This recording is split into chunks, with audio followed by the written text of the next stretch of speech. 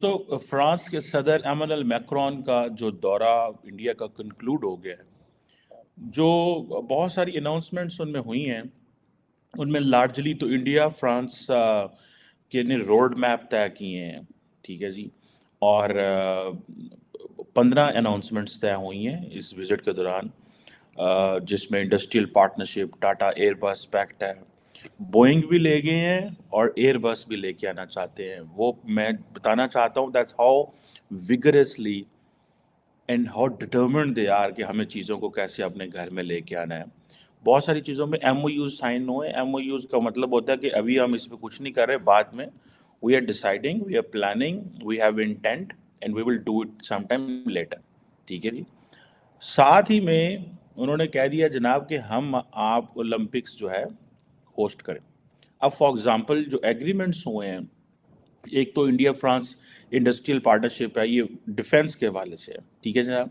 जिसमें इंपॉर्टेंट चीज़ ये है कि इंडिया वो जो आत्मनिर्भर भारत, आई ऑलवेज मुझे प्रोनाउंसिएशन में मसला होता है इसका, आत्मनिर्भर भारत जो है वो मतलब we want to go for self defence, अपनी सेल्फ अपनी करना चाहते हैं, प्रोडक्शन करना चाहते हैं, सेल्फ जो ऐसे कहते हैं ना इंडिया मेड चीज़ें बनाना चाहते हैं, इंडस्ट्री इंडिजिनस जिसे आप कह लें, इंडस्ट्री यूनिट्स बनाना चाहते हैं। तो एक तो वो है। सो सो फ्रैंकली स्पीकिंग फ्रेंच को एक ऐसी चिड़िया मिल गई है जो बड़ी जिसे कहते हैं ना महंगी चीज़ें अफोर्ड कर सकती है, and that is India. India के पास पैसे हैं, इंडिया के पास मैन पावर है, बहुत सारी चीज़ें हैं। एवं नहीं फ्रेंच सदर आए, let's talk more on this. Then defence के हवाले से जिसे वो कहते हैं ना आर्म फोर्सेस दोनों मुल्कों की स्पेस पार्टनरशिप की बात कर रही है, ये एक इम्पॉर्टेंट चीज़ है। एंड देन आगे आप चले जाएं, दोनों मुल्क जो हैं वो स्पेस में तो इंगेज करेंगे ही करेंगे।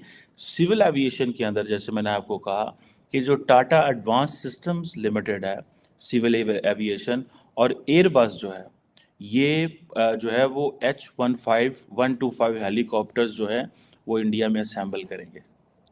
अग्गू तुसी साहब ला लो। And we Pakistan has limitations, हमारी लिमिटेशंस हैं, we just can not get everything what we want. ठीक है ना सर, हम हर चीज़ नहीं ले सकते। और इसी तरह जो साइंस एंड टेक्नोलॉजी के हवाले से जो एग्रीमेंट्स हैं वो भी हैं। इसी तरह अगर आप देखें फंडिंग ऑफ रिसर्च प्रोजेक्ट्स है। ठीक है जी। कल उन्होंने कहा हम 30,000 वो जो इंडियन को लेके जाएंगे फ्रांस में, उन्होंने जाके उधर से वो जो 30,000 इंडियन जाने हैं, उन्होंने वहाँ पे जाके कोई आईफल टावर पे काम नहीं करना, उन्होंने यूनिवर्सिटियों में जाना है।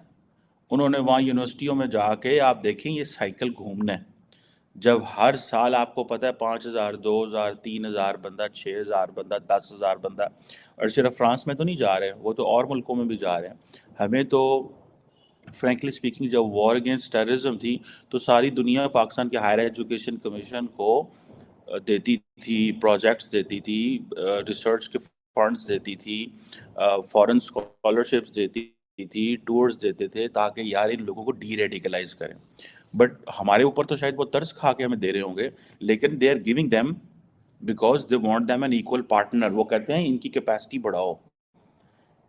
आपको if you remember back in 1953-4 Marshall plan America ने यूरोप को दिया, एंड उस वक्त यूरोप वर्ल्ड war II के बाद इट वाज कम्प्लीटली डिस्ट्रॉयड।